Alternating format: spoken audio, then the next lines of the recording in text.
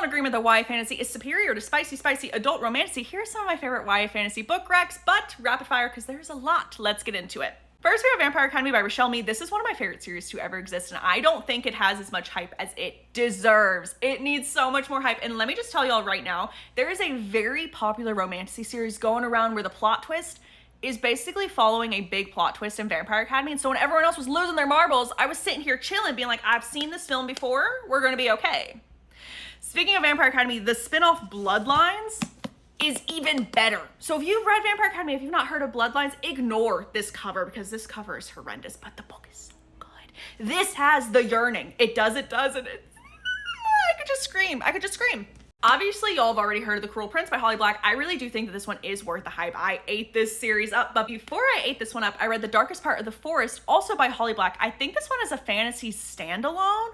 So magical, so mystical, kind of cozy, really loved. And another fantasy standalone that she has is The Coldest Girl in Cold Town, and that is a vampire YA fantasy. I've said what I've said. Next, we have Cassandra Clare. She has so many books. She's the author of the Shadowhunter universe. I would start with The Mortal Instruments, and then from there, read The Infernal Devices, because that series is her best series. And that one also has the yearning, the tension, the only love triangle that I accept. She has another series called The Dark Artifices. I enjoyed that one. The last book wasn't my favorite, but I still enjoyed it. And then after that, she has The Last Hours. I really like this series, except I haven't finished it. There's a really big gap between book 2 and 3, so I have not finished book 3 or started it, but I will because this was a solid first book in the series. It really was. Highly recommend. So we have Penryn and the End of Days. So the first book is Angel Fall. Nobody talks about this series.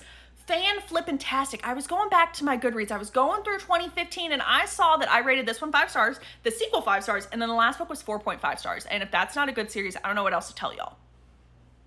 Fallen Angel, are we kidding?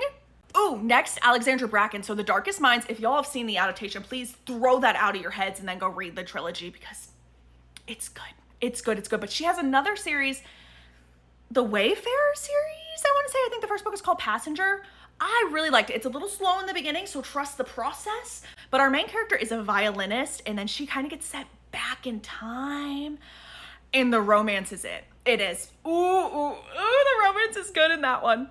Raven Boys by Maggie Stiefvater. Let me just tell you right here, right now, Blue Lily Blue, one of my favorite books ever. It is in like top 10. That book goes hard.